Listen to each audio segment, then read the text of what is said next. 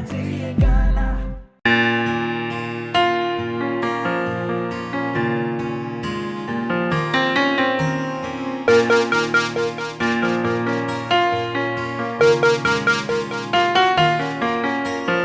एक झलक तोहे देखे लागी, तोहरा पीछे पीछे भागी। हर चेहरा में तोहर है चेहरा, लौकेला जब नींद से जागी। लागे हमारा संगे कोनो शरारत हो रहल बा।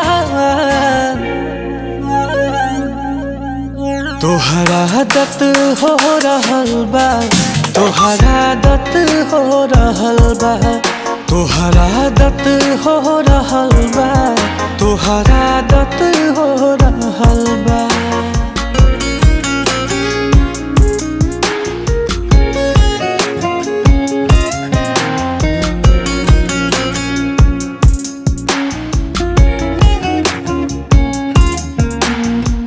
जादू कौन चला के हमके दीवाना तू कैलू, कब ना जाने तू कैसे दिल में आके समैलू।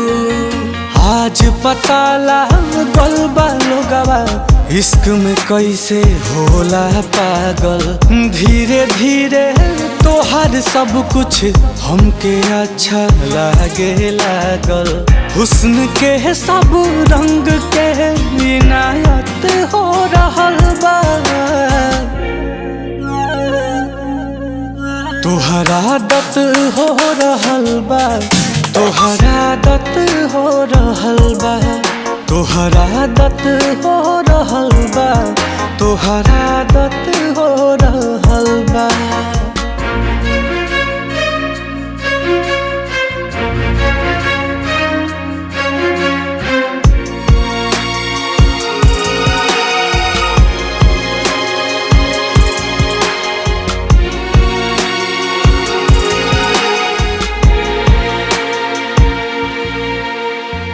चांद कोरा में आके चांदनी बरसावे।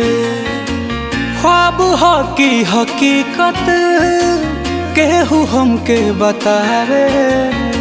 ई कैसन एहसास नया हो छैले बाई कवन खुमारी।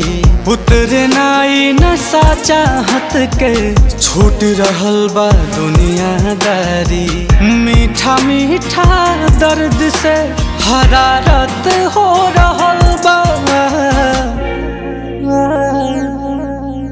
तोहरा आदत हो रहल बा, तोहरा आदत हो रहल बा, तोहरा आदत हो रहल बा, तोहरा आदत हो रहल बा।